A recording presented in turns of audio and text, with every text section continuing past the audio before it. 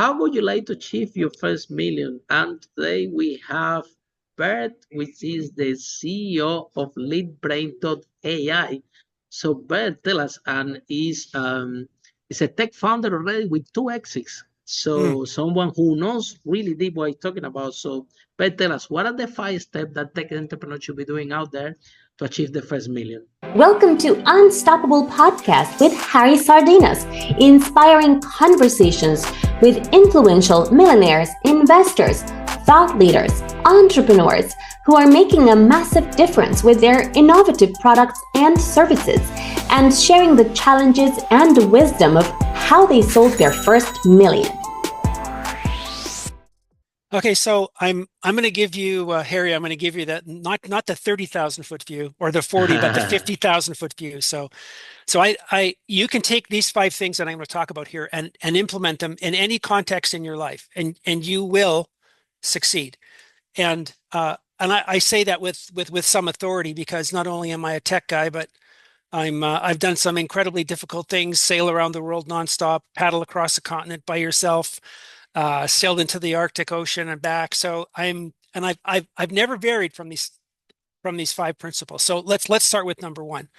You have to lean into and embrace failure, because you will fail. You will fail spectacularly. So if you think that you're gonna, hit it out of the park the first time you're up to bat, you need to think again. You need to understand that you will fail. You will fail spectacularly, but every failure is an opportunity for growth. And that sounds very trite. You hear that all the time, but your failures, for people who don't succeed, and I know we haven't actually talked about, what success might mean, but let's just say success is finding your first million. If you fail, it can be incredibly crushing, because not only are you may have put your family at risk by mortgaging your house. You maybe have employees who are relying on you. It's your reputation that you might have be dragging along from some other successes, because there's a lot on the line. And before you actually, step out into the wild, you need to ask yourself if you're going to be able to bear up under the stress. And my father, who was very wise and an immigrant, a Dutchman, he said, you can have anything you want in life as long as you're willing to pay the price. And paying the price to your first million is that you will fail. Your second, third, and fourth million is far easier, because the path has been refined. So you got to lean into your failures like there's no tomorrow.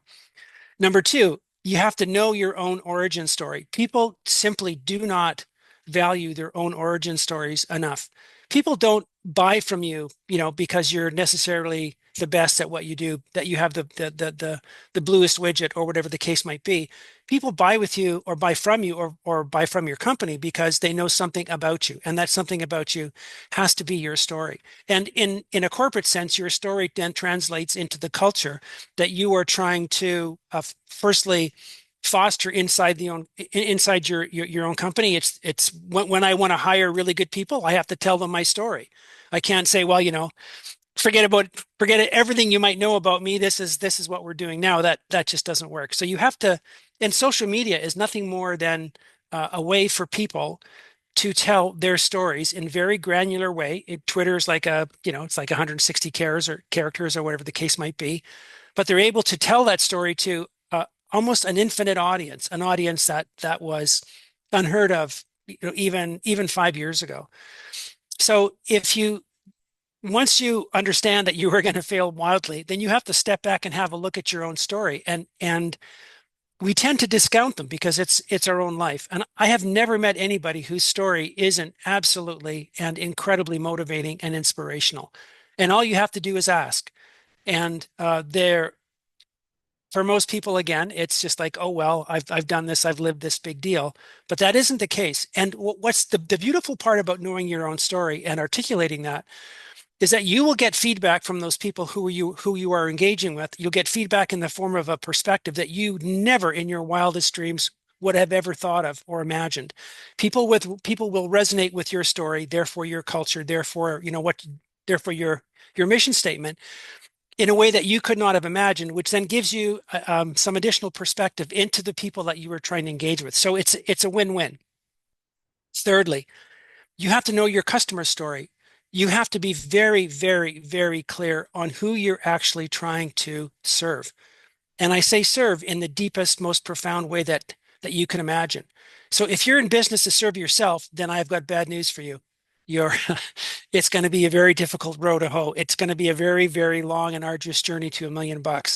As soon as you figure out that you're there to serve your customers in the best, most ethical, most professional way that you possibly can, then you will succeed. You can't help but succeed. Like, who doesn't want to do business with someone who wants the best for them?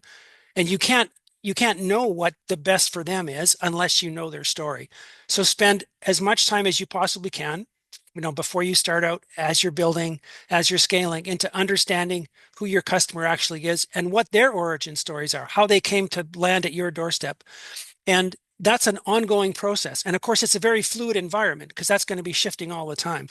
We, beautifully in this day and age, we have unbelievable tools to help us with that. There's social media, there's AI. The large language models are just fantastic for figuring out something about your customers. There's all kinds of ways to do it that make that far, far easier. I mean, you can think of how Barstool Sports started. It was him, trying to literally sell newspapers on the corner. That's how he got his start. So what's he doing? He's trying to understand, his audience, who he's speaking to, how is he going to serve them? And you need to lean into fourth, you need to lean into your strengths. You have to know what you're good at, and you have to lean into that. And you, of course, which I'm not saying that you avoid your weaknesses, but you have to know what you're good at. Firstly, it's like a snowball rolling downhill. If you only focus on your weaknesses, all you're ever doing is rolling a giant. It's like Oedipus rolling a giant boulder uphill, only to get to the top and have it roll down and crush you again. You have to understand what your strengths and weaknesses are, and you have to lean into your strengths. And if your strengths are, and obviously my strengths are tech. I mean, I've been I'm formally trained as a mathematician and a physicist. So that's how I know. That's how I see the world. So I would not be very good as a graphic artist.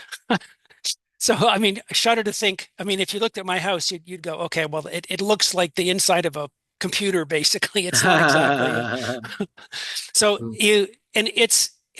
again, it sounds very trite, but this is obviously the 50,000-foot view, but it's a difficult question to ask yourself. What are you really good at? And if you're really honest with yourself, you might be surprised, and it might be worth your while to ask other people what they think you are good at, because what you're telling yourself isn't necessarily the truth as the world sees it.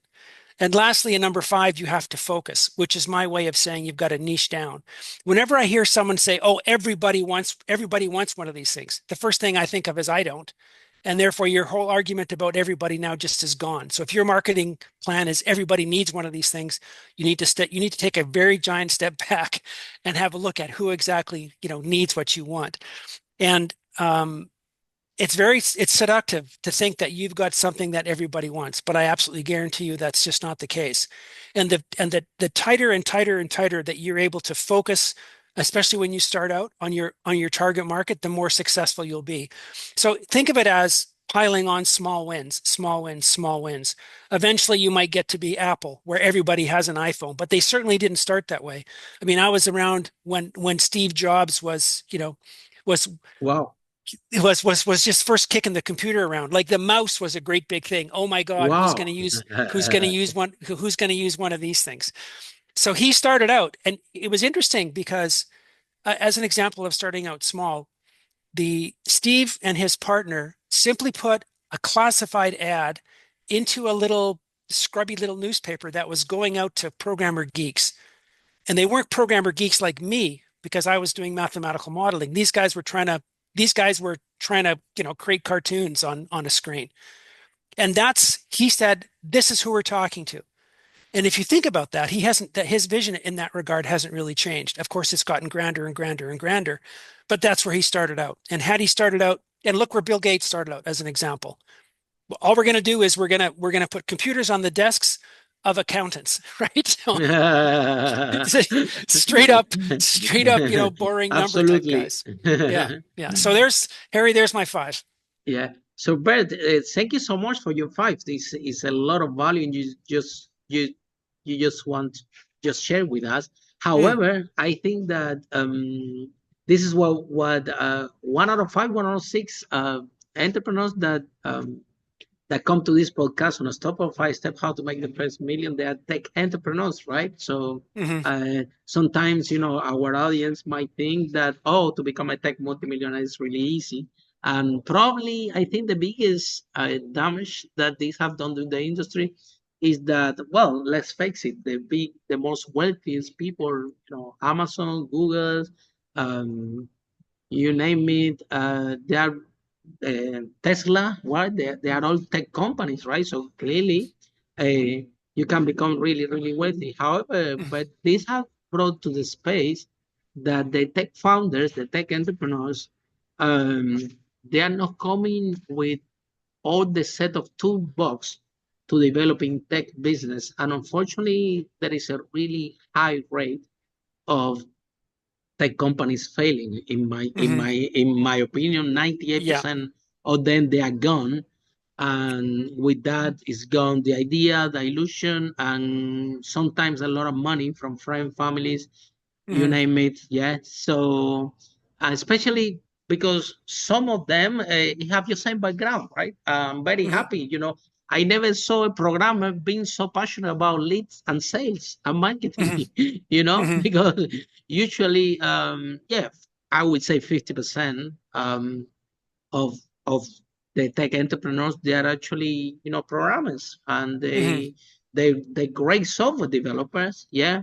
However, but it happened out of this very same broadcast, it happened to be that the most successful people that we see in tech, most of them are not don't actually are programmers, so they don't even know how to write the code. However, they understand about lead generation, they understand hmm about sales, they understand about marketing, they understand about product market fit. Where unfortunately, we find the other 50% when you are on your side of the spectrum, with their great programmers, hmm mathematicians, great people. And the challenge that we have, I mean, and again, like you said, I'm not gonna be a very good artist, right? Yeah.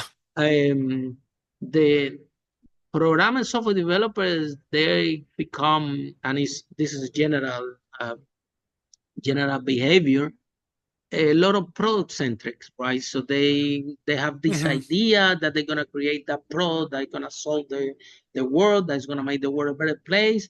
And let's create this MVP, but very quickly the M disappear, and before rather than that develop an MVP, they develop like an elephant hmm VP, like this massive engine to solve a problem that they don't even know in what shape the market is ready to buy or to adopt it. So the question goes directly to you, David. How come you, having a software development background, understood and be able to go into the uncomfortable space and zone, which is generating leads, Yeah. marketing, sales, selling my product, which is, I hmm understand, it's something really, really uncomfortable and really, really challenging for a software developer, meaning a product person.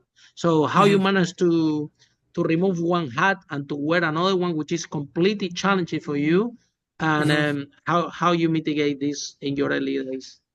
Well, I think that's a really, really good question. And so let me answer that by going back a little bit. So I had mentioned that my father was a small businessman.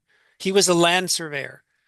So that meant, and again, in Canada, which meant that land surveying is an outside job, winter, summer, spring, and fall. And we lived in a town that lived in, lived and breathed the oil business. It was an oil town. So when one of these oil guys called and they wanted a well site or a pipeline or a lease or something, there was no such thing as tomorrow. It was like now. So I remember, and my dad he was incredibly good at his job. But if he didn't answer the call now, then he was out of business. He was because Wow. these guys would never call again. So I remember surveying with my dad Christmas Eve, New Year's Eve. I remember being out there with a pickaxe trying to dig a hole in frozen, in ground that's literally frozen like a rock because it's 25 below and it's Wow. blowing like fury. So there was, I mean, that's the way boom and bust is. It's just everything has to happen now. And I realized that, and I asked my dad about this later on, and he said, again, if he didn't go and do it, it didn't matter how good he was at his job. And like I said, he was very good. He was actually internationally renowned for the work that he had done. He'd be out Wow. of business. So I learned early on that how good you are at something doesn't make any difference. You have to meet your customers where they are. And as a tech guy, you know full well that your customers are not sitting there writing code. You will never meet your customer in that space. So I learned that lesson very hard, when I was young. And my first tech company, I was really fortunate to partner up with a very large nutraceutical company in the United States. So I had software that was running in 2,500 different doctors' offices because these guys had a professional sales team that went out and sold it for me. I just had to deliver the product. I pitched them on it. They believed me that I could write it. And then they sent me on my way to do my thing. And then they turned their whole sales force loose on it. So I realized again very quickly that there's two sides to this coin. There's the product side, and then there's the sales side.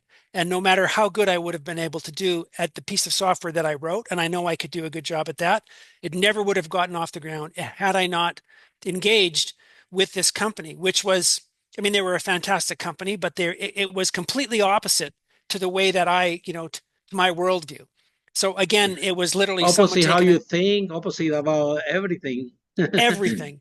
But it was an eye opener because if I don't engage with those people, I am going nowhere. And I think the last thing I'll say is, and I call this the field of dreams fallacy. It's from the Kevin Costner movie Field of Dreams, where he's an ex baseball player and he's having visions of the ghosts of baseball past showing up, and he builds this giant field in his baseball pitch or baseball field in a cornfield in the middle of Iowa. And his daughter says to him as part of this movie, because no one understands why he's building this thing, but he has these visions of these baseball players and no one else can see them. So his daughter says to him, if you build it, they will come.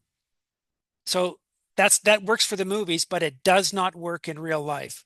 If you build it, that does not mean that they will come. It's the field of dreams fallacy. So just because you built a great product doesn't mean that anyone's going to buy it. Just like think of it. Back in the day, having a website was a big deal. Oh my God, I have a website. Now what? Does that mean you get more customers? Does that mean that your conversion rates go through the roof? Does that mean that your lead flow is all that is completely solved? Does that mean that you'll have very talented people coming to work for you just knocking down the door? No, it doesn't mean anything at all. All it means is that you have a website, full stop, everything ends there. So just because you've built this fantastic piece of software that might solve this problem, it doesn't mean that anyone's going to show up at your door or want that product. You have to have you've got to lever yourself out of that space and meet your customers where they are. Yeah, and then, but this is great because I think that what you just described, yeah, because we see some statements out there that people say, well, if the product is good, it will sell by itself. No. I'm gonna create a great software, and because I'm a great programmer, and because my software is amazing, it will sell by itself. And this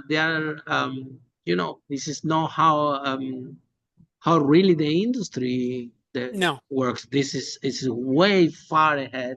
And Yeah. also, okay, Bert, let me ask you another question as well. Mm. In your humble opinion, which is I value a lot, yeah, because you do Okay. know what you're talking about. If you have $100 to build a tech company, yeah, how much funds would you put to go from 0 to 1? How much out of this 100 you will use for software development, and how much you will use for sales and marketing? I'm only giving you $100. It's just an analogy, so Okay. our tech entrepreneur listening understand the budget, the resources, and the energy that Hmm. goes into these processes. So I think we help them a lot to manage better their money. Hmm.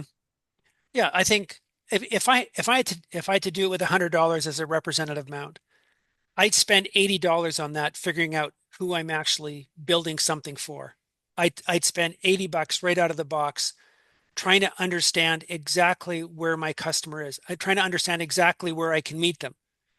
And once I understand where I can meet those people, then I can start developing a product. So of course you have in mind a product, but the chances of that product hitting the mark are zero because you yourself are not your customer.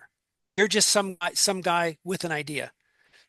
And um, unless you can actually, like I've said, a couple times now, unless you can understand where you're going to plug into your customer, then and you imagine it this way.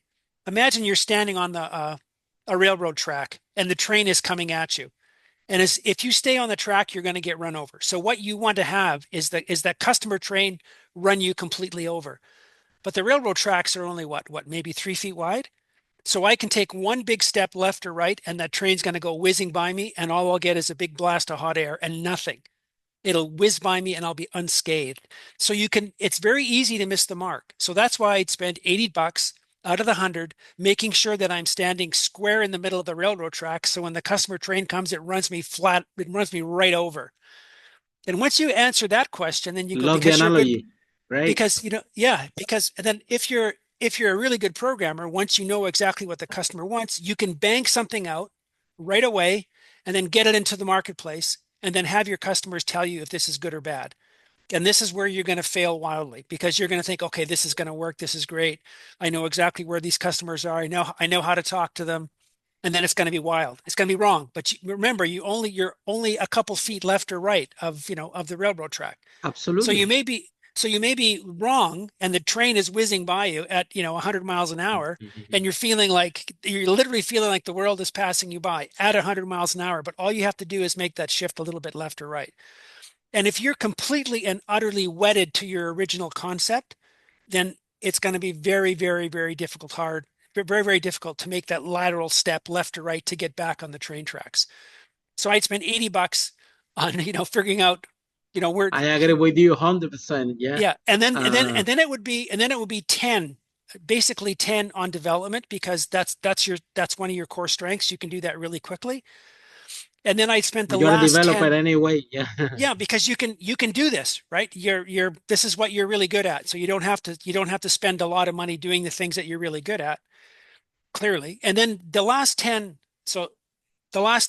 I would spend tweaking. I would be just refining this message a little bit left, a little bit right, a little bit left, a little bit right.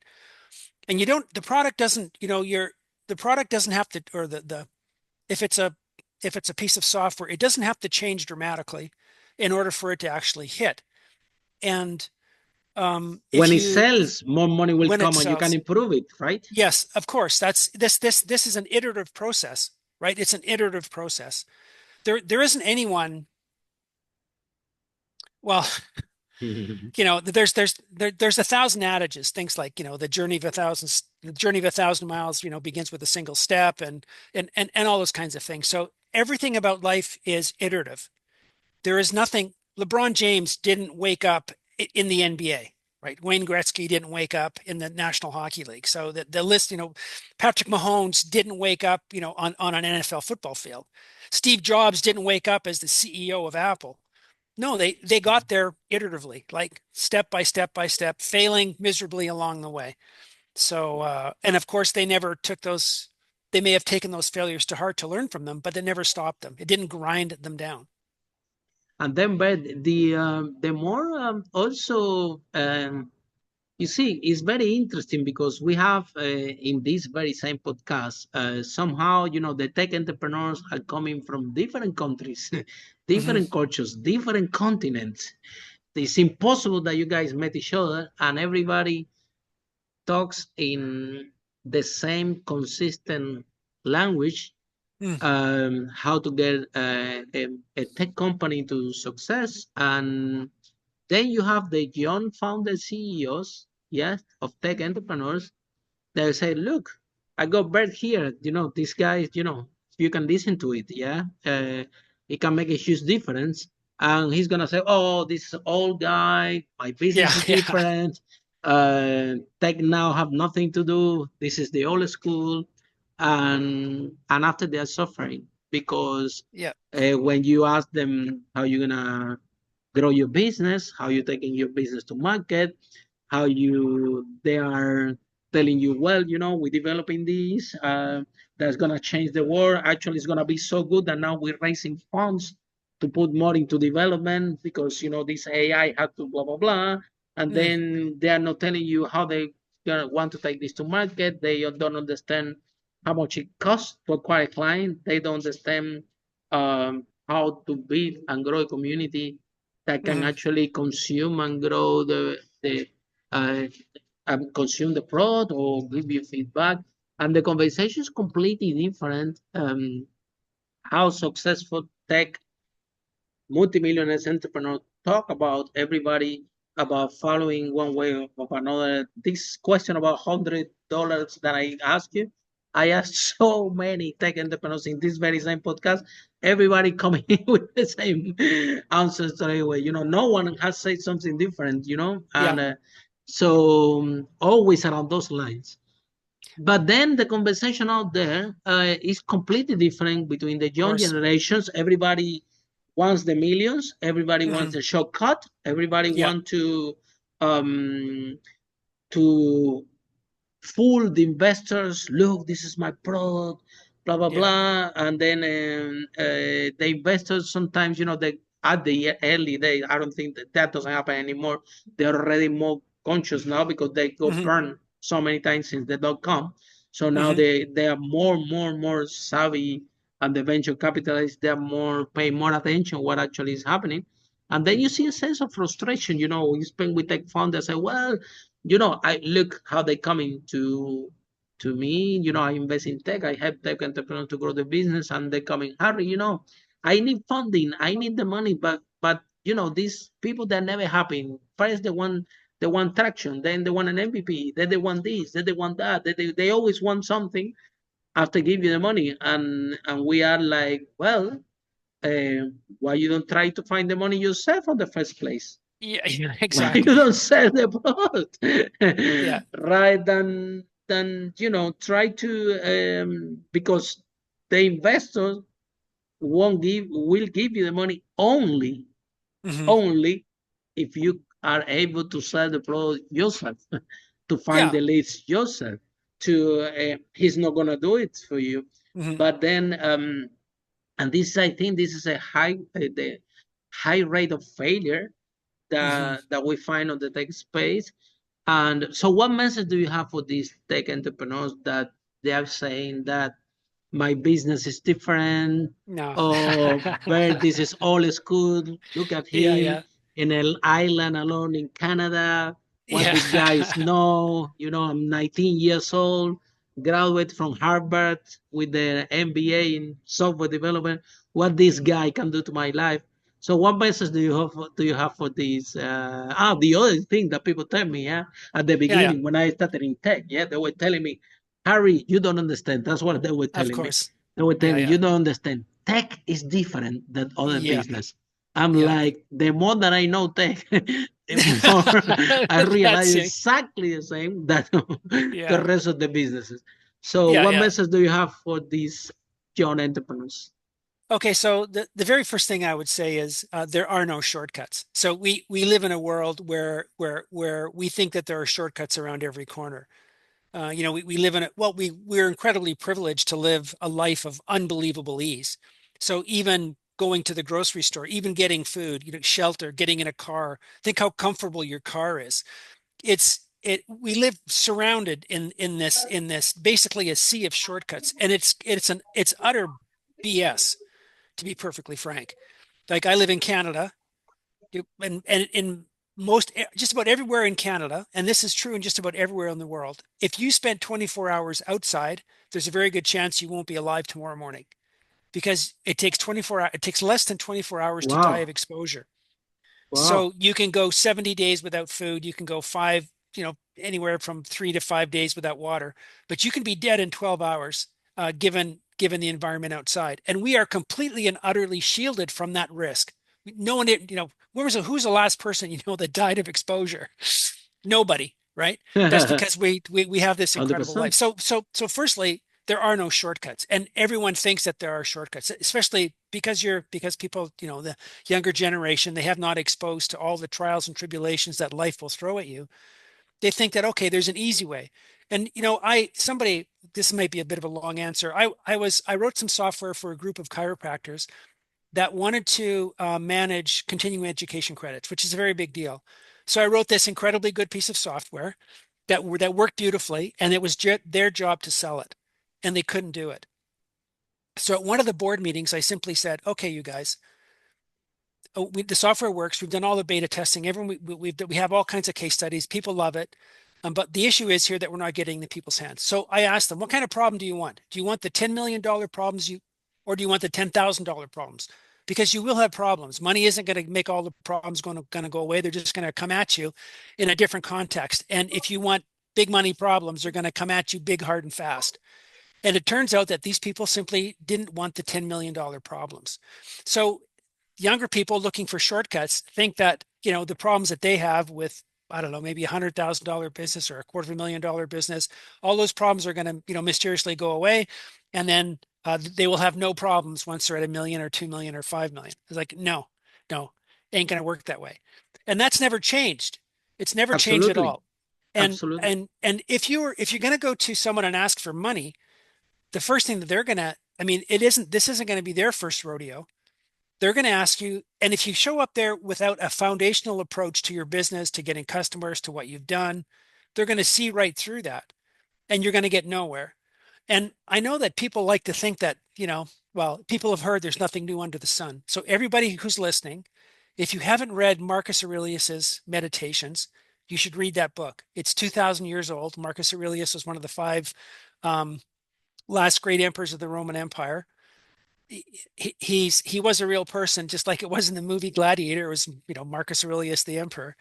But the point is that book was written 2,000 years ago, and there isn't anything that you can read in that book that you won't find on the shelf of every library, in every bookstore, on Amazon, on Kindle, anywhere, because all the self-help books are derivatives in some way, shape, or form of what Marcus Aurelius wrote 2,000 years ago.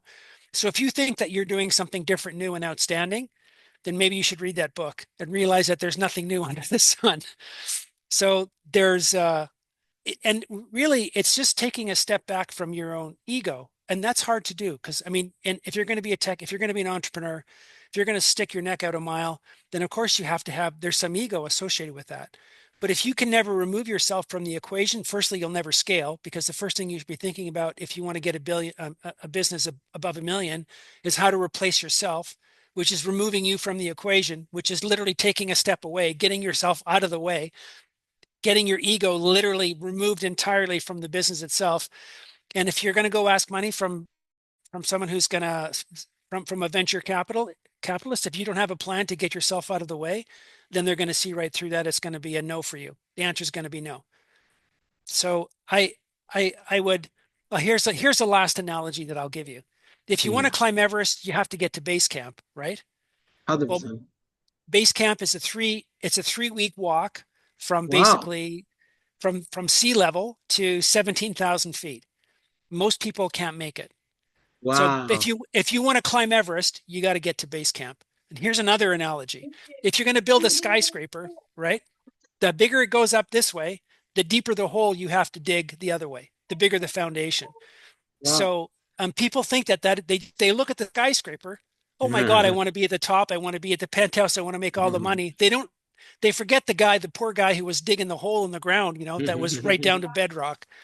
So there are no shortcuts. If you want to build the skyscraper, you got to build the big foundation. Yeah. And then, Bert, tell us a little bit more about your company, Lead AI, which is fantastic. Now, this is my question. The next question. You should be on holiday, keep sailing around the world and enjoying your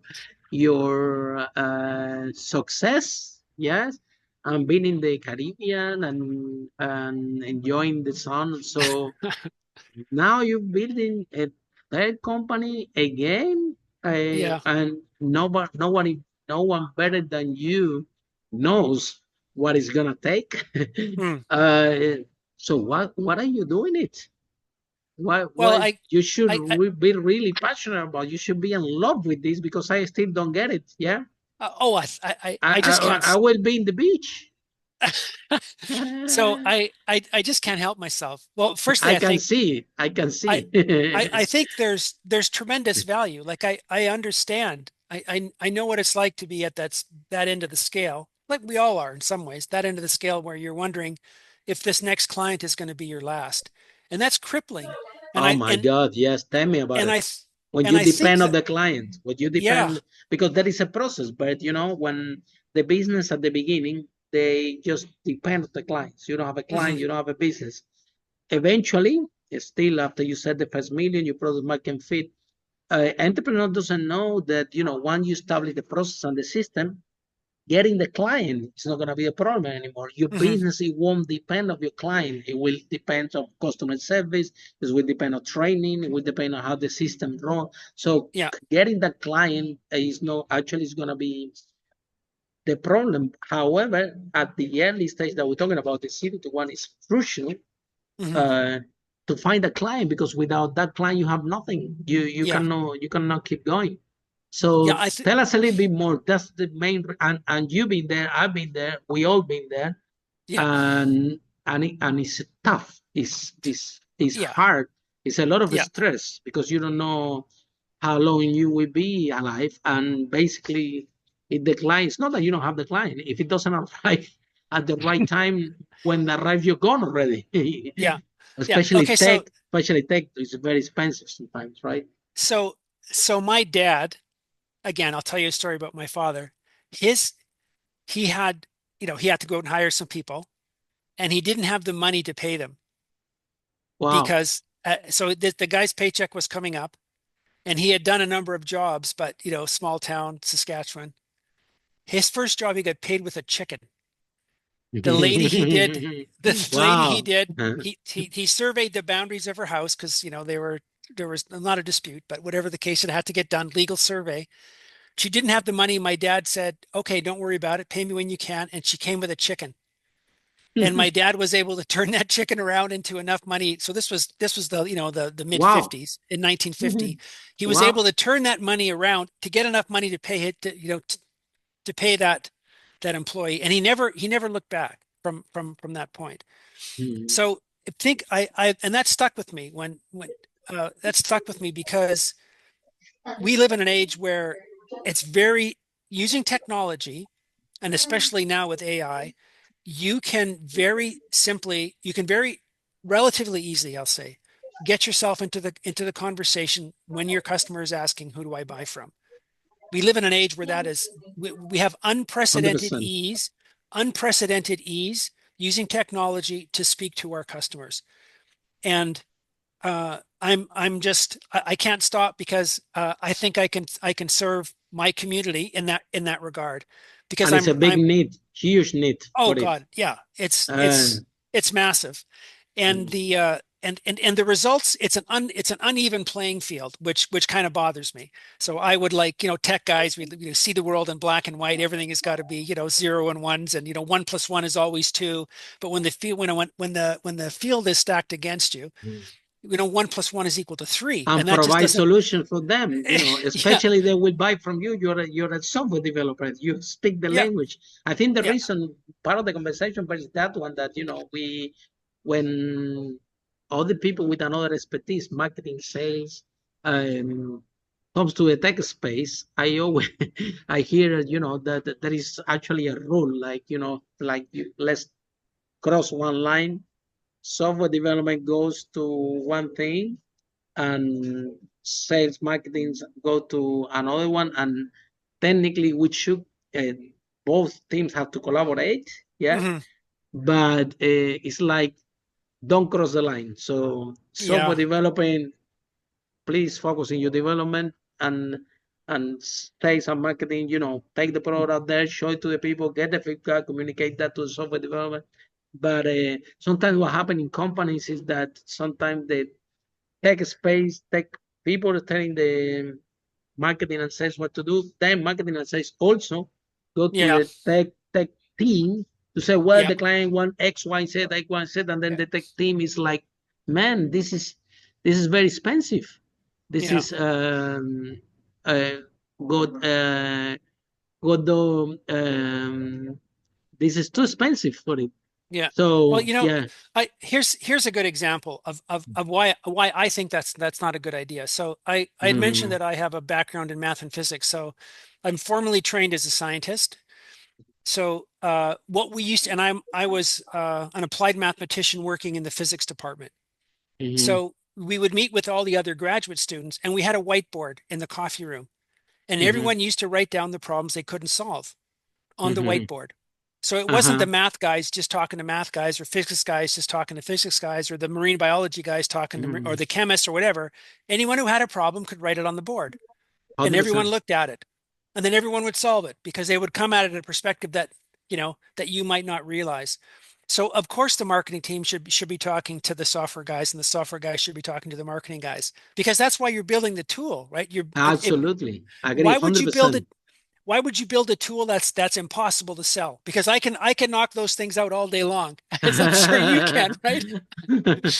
So So, and because I'm thick-headed and I'm one of these 0 or 1 guys, I have to talk to the marketing. I got to say, hey, what am I doing? Am I on the wrong track? Am I going down? I mean, I might be doing a really great job, but I'm going 180 degrees. I'm 180 degrees out of phase with the marketing guys. So hmm, there has to be this communication. So I can understand that you have to draw lines because you don't want the marketing guys messing in code, et cetera, et cetera. But the point is that you're both working to the same end, right? You're both trying to meet the customer where they are, and you can't hmm. do that unless you're talking. And then, there are some parts I relate a lot with the story of your dad because, it's happened to me. Mm, Sometimes, my first business was in property. We managed to save over 5 million, but sometime in that process, growing and scaling the business, sometimes, after we make all the payments to all the employees and everything, uh, no always was money for me. yeah, And yeah, yeah, there was some time that also was, you know, 10 pounds in the account. I'm telling yeah. about, big turnovers, Hmm. and I'm like, wow. And it's these days, where you're running a big operation, responsible for hundreds of clients and several employees and having responsibility again. You're talking about shelter, Hmm. I had to make sure that all my clients have heat and Hmm. they sleep warm and running this huge operation and sometimes was scary, like, oh my god, there is only, how come it's only 10 pounds in the account? Hmm. Thanks God that next day the sun rise and more payments came and you Yeah. see, and then you go like, woof. Hmm. I escaped from that one. And but this is the more you grow, the more you learn how to don't take so much exposure, so much risks, Hmm. to employ more and more an exact number of people that you need and put some the energy and the funds where it's required. And but I think that your all software developing community we have they will definitely relate with you with your stories, something that you talk about. Yeah, because no one better to understand them and to talk the language that a software developer that Hmm. helping them the way to understand that, hey, in the end of the day we are running a business. This is no uh, I'm just do this. I'm just write software. Basic problem, but that we find in the industries like this, like software Hmm. developers have a job in a company, they're getting well paid, $10,000 a month. They're getting a lot of money. That, but still they are employees, right? So now Yeah. they own their own company, and they are telling to the team, okay, I'm not doing sales, I'm not doing marketing because this is not my job. Yeah. And they're using the language that they're using their jobs to bring into the company that they are the founders, that they are the and that behavior, if it doesn't change dramatically, I mean, affect the whole culture of the company. Just Yeah. in the last 2 minutes, I want to talk about culture because Yeah. a Yeah. lot of tech Yeah. entrepreneurs that I interview, I always asking these questions. Yeah. if there is something that you want to do all over again, what you will do. And most of them, they're telling me agriculture. I didn't know Oh yeah. that it's gonna take Yeah. me 100 times more than what I thought. I did. If I knew, I will try with more love, with more passion. These Yeah. people that they were digging the whole way with me in the hard time. Yeah. They told me I didn't know how important were these people, and if I knew or I have to start all over again, I will care and look after these people with It everything it I it got because Yeah, it I is. Yeah, yeah. You've hit the nail on the head, Harry. It is the single most important thing. The culture is the single most important thing, and it goes right back to what I said at the I very agree beginning about 100%. one of the five, which was know your own story. So if you don't know your own origin story well enough to be able to translate that into a culture that serves your community, serves you, serves your family, serves your clients, serves your employees, then it's going to be this giant uphill struggle. And if you know your story well enough and you've translated that into culture, then you can look at every opportunity through the lens of your story and the culture. Because as an entrepreneur, especially when you start to succeed, you'll be all kinds of things will be coming your way. All kinds of things. There'll be opportunity, literally, they'll be lying at your feet like diamonds, and it would be a matter of simply of you picking up the biggest one. But the point is, which one will you reach for? Because not the biggest, brightest isn't always the best. So unless you can look at that through the lens of your culture, does this serve my does this serve me? Does it serve my story in a way that moves everything forward in a positive way? Then it's going to be an uphill struggle. So um, this idea of culture, you just cannot emphasize it enough. And I mean, why the best thing about being an entrepreneur is that you get to work with people you really like. I mean, that's how I would describe it. What's the best thing? It's like I get to work with people I really, really like, and that just speaks to the culture, right? There, if I have no idea why you would be employing people that you don't like, that are working at odds, or I mean, everyone has, you can't say the same thing about clients, of course, but that would be ideal. But the point is, if you have this idea of culture correct, and it's going to be different for everyone, right? The culture is different for because we're all unique, we're all different. Every business has its own weaknesses and strengths. Every business is speaking to its customers and its client base in a particular way, and it all just zeroes back in on culture. So I'm really glad that you actually mentioned that, because I kept thinking I'm going to squeeze this in. I'm going to squeeze this in. So kudos to you. Okay, thank you so much, Bert. And with that note, all of you, thank you so much. That's been an amazing broadcast. I really appreciate your time and the knowledge that you share with our audience from the bottom of my heart, because I know that uh, someone actually listen this broadcast and take it seriously. It can change Yeah. overnight the course of the Hmm. tech business. Yeah, actually of the whole business. Yeah. And if you have a chance, our listening, try to listen twice, because so you can digest and absorb what we just described for you today. This is no story that Bert wrote in the book, or find in the book, or or something that I'm commenting. This is the the real issues that happen in the space, and how these problems, these challenges can be solved, Mm. and also listen again and again and again the people that had done it, because they didn't do it out of luck. It was a lot of trial and error Hmm. in the process for them to develop the skill. I always said, being an entrepreneur is a skill. The more you Yeah. practice, the better you become. There is no way that you can exit in the tech company if you Yeah. have done master. I'm not gonna say even Yeah. develop the skill, master the Yeah. skill. There is no way that you can exit if you haven't Yeah. mastered the skill to become an entrepreneur. Yeah. And either you're a software developer, marketing, sales, Hmm. tech, you name it.